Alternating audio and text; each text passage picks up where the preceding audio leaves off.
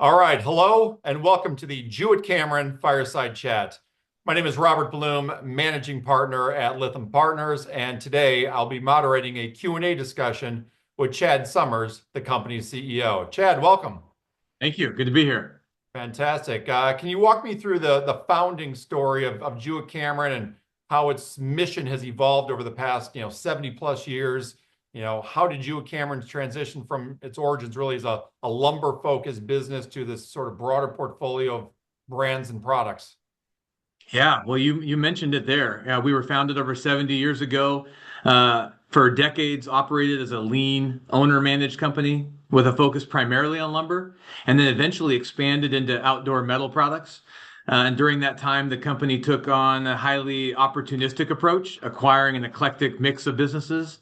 However, our legacy systems and aging infrastructure limited our ability to scale. So, since I became CEO, our mission has evolved into focusing on enriching outdoor spaces through innovative, durable, and competitive price solutions for professionals and DIYers. We've transitioned into a more focused and scalable company, investing heavily in supply chain diversification and modernization, more targeted product innovation, and enhanced go-to-market strategies to create a stronger, more growth-ready portfolio. All right, you touched on a couple items there, but for those maybe not familiar, what are the flagship products or brands in the Jewett-Cameron portfolio today, and what sort of customer needs do they address? Yeah, so I'll just list four primary products. The Adjust-A-Gate is an adjustable steel gate frame kit system with a technology to prevent sag, and it's sold at major home centers. It's designed for professional grade durability and simplicity for DIYers, and so that's been a great product over the years. The Lifetime Steel Post, another fence product, a top performing metal post system offering superior durability and ease of installation for fence projects, which, by the way, is a primary fail point in a typical fence with wood posts rotting out over time. Our Lucky Dog brand is our pet containment brand, offering both welded wire and chain link kennels and accessories for pet owners, prioritizing safety and flexibility. And then finally, our Maika World, our line of compostable and post-consumer recycled plastic alternatives, meeting the rising demand for sustainable home goods. Each brand focuses on solving real-world problems, from simplifying fence installations to offering greener plastic alternatives to fulfill our vision to enrich outdoor spaces. You've outlined in your investor presentations and conference calls and other areas a number of growth drivers. For those not familiar, can you sort of walk through these and which product lines do you see maybe as the strongest contributors to really sort of your overall identity and the success right now? Yeah, we have four primary growth drivers. I'll detail them. The expansion of our in-store displayer program is the biggest and most important for us, especially with the Lifetime Steel Post. We've had the Adjust-A-Gate displayers in aisle for years, and now we've introduced the merchandiser or displayer for the Lifetime Steel Post. We could talk more about that later. New product launches, including our Adjust-A-Gate Unlimited, which is a low-profile four-corner steel gate frame kit, and more to come with other new products later this year. Sourcing diversification is our third growth strategy, reducing costs and mitigating tariffs while ensuring supply chain flexibility. And then our fourth growth strategy is really monetization of non-core assets, namely the property we previously operated our seed cleaning facility on. So the metal fence category, specifically the Adjust-A-Gate and Lifetime Steel Post, are the strongest contributors to our current identity and momentum. In Q1 of this year, our fiscal year, metal fencing sales rose 19%. And by February, we had expanded our Lifetime Steel Post displayer beyond our 300 store target, getting into 350 stores. We see this segment as the foundation for our long-term growth. I want to come back to the LTP displayers here in a minute, but maybe talking about product innovation and something that you mentioned on in terms of one of the key strategies going forward. What are the strategies that the company utilizes to bring new products to market, right? Really from that idea to getting the product on the retail shelves, and maybe as a follow-up, how do sort of your partnership with the major retailers, right? Most of your products are in the Home Depot and Lowe's. how do those retailers influence sort of that commercialization process? Yeah, that's a great question. We definitely take a customer-driven approach to our product development. Our team identifies pain points in outdoor and DIY and professional construction projects, and design solutions that simplify the installation, improve durability, or reduce total cost. We also engage our major retail partners to validate our solutions, serve their customer needs, and what price points will move desired volumes for them. Take the Adjust-A-Gate Unlimited, for example. It was designed to offer an unmatched customization, ease of use, and aesthetic appeal as the only all-in-one kit on the market. An innovative, high-quality gate solution, priced competitively with other gate kits that require purchasing other materials, such as hinges and strike plates, to finish the project. And we also packaged it to make the best use of retail shelf space or in-aisle displayers for the benefit of both the consumer as well as the store's needs. Our long-standing partnerships with Home Depot and Lowe's are instrumental. They not only help validate product market fit early on, but they can also influence packaging, pricing, and merchandising strategy. They expect us to be experts in our categories and work with us to optimize commercialization to better serve their customers. I think our in-aisle displayer design for our Lifetime Steel Post has been a notable success, placing our products right where customers shop in the lumber aisle, enhancing visibility and pull-through. Well, Chad, let's go into that with a little bit more detail, if we could, on the in-aisle displays, right? Sort of for those maybe not familiar, right? Sort of take a step back. What is it exactly, and why is this such a sort of a critical growth opportunity to get all these displayers, in the right location in these stores? Yeah, Lifetime Steel Post displayers are certainly a transformational growth driver for us. Each fence project, will typically include a gate or maybe two gates, but dozens of posts. So the time, labor, and materials to install a traditional treated 4x4 post can be extensive, and over time they will rot and require replacement. So our Lifetime Steel Post reduces installation time, labor, and materials, and is built to last. Having these steel fence posts available in the lumber aisle with the wood fence materials makes it easier for these pros and consumers to get all their necessary materials in one convenient location. The Lifetime Steel Post displayer is a growth opportunity for us for the following reasons. They do place our Lifetime Steel Post directly in the path of the fence builders inside major home centers next to the wood fence materials, as I mentioned. Each displayer acts like a mini storefront, functioning similar to like a vending machine, if you will, filled with inventory that turns over with replenishment orders. We grew to, as I mentioned earlier, 350 stores in just over half a year with these displayers, and other regions are requesting them to be added into their stores.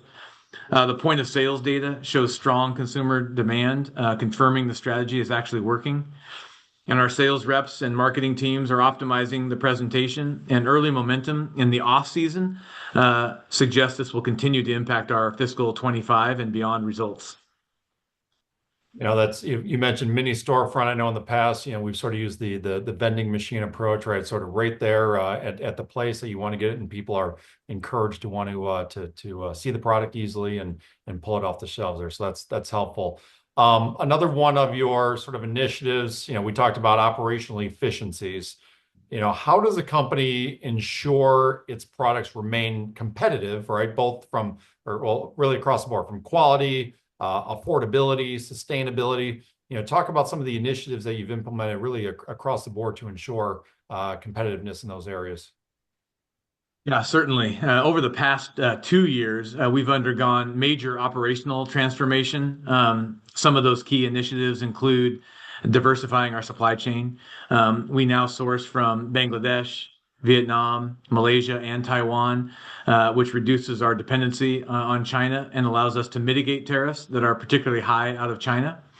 Number two, engaging in strategic partnerships, such as with our continental sales and marketing to help set up and ensure quality in-store presentation, as well as our exclusive rep relationship with the My Eco World brand of sustainable products. to provide alternatives to traditional plastic bags with our compostable and post-consumer plastic family of products. Inventory reduction and tighter working capital management. We've reduced our inventory quite a bit since our peak in 2023 to be more in line with our needs and growth plans, and have maintained a much healthier age trial balance to improve our cash flow. And finally, we're also improving our product innovation, enhancing our existing products to remain cost competitive, as well as identifying opportunity to solve other backyard challenges to expand our suite of quality products. These changes allow us to be cost competitive, resilient, and aligned with retailer and consumer expectations. Okay, let's transition to the asset monetization. You have an 11 plus acre facility for sale. Maybe for background, talk through how you came to own this facility. Maybe it comes to that, what you started at the beginning with that sort of eclectic mix of business, but talk about how you came to own the facility, what it's currently listed for on the market and maybe even on the balance sheet if you have some of the information there, and sort of what that potential brings to Jewett-Cameron shareholders here. Yeah, 11.6 acres to be exact. We purchased a seed cleaning business back in 2000, and we actually continued operations through August of 2023. The property is highly visible on a corner lot just off a major highway in one of the fastest growing communities in Oregon. The seed cleaning facility does remain on the property. And also we have about 109,000 square feet of excellent warehousing infrastructure on that property. So we currently have it listed on the market right now for $9 million. The book value is less than 600. So a successful sale could provide a significant one-time boost to shareholder equity. The ultimate goal is to fully monetize the asset and reinvest the proceeds to drive shareholder value. All right, good to understand. Certainly something that a lot of investors I know have been paying attention to here. Looking back at the past few years, you've encountered number of opportunities, number of challenges. You had the pandemic, which had sort of its own benefits and pullbacks to it. It was this sort of rise in pet ownership, this rise in home ownership, and some refurbishments and stuff that were done there. Talk about how sort of the last few years have sort of, driven strategy, really transform what it is that you're looking to do going forward, and some of the opportunities that you as the CEO now are looking to implement to ensure, sort of future success going forward here. Yeah, it certainly has been a unique time period in the company's history since I became CEO, full of many twists and turns, to say the least. There have been three major transformations under my leadership, and so I'll highlight those for you. Modernizing the company from a legacy holding model to a focused, scalable operating company with clear vision, mission, and aligned resources to drive sustainable growth is notable. Refocused revenue streams, capitalizing on our lumber trading roots and strengthen our higher margin, higher velocity fence category sold through major retail, and less focus on fashionable pet accessories that were being pursued for online sales channel when I stepped in as CEO. And then finally, improving operational agility.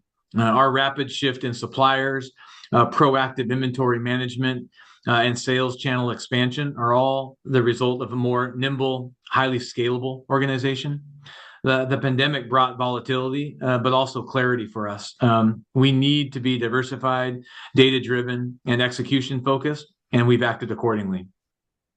All right, I think that's a good overview there. 5-10 years out, where are we in terms of sort of the market position, product evolution, just broader picture, and again, not expecting sort of specific guidance or expectations, but what do you sort of see for the future here of Jewett-Cameron?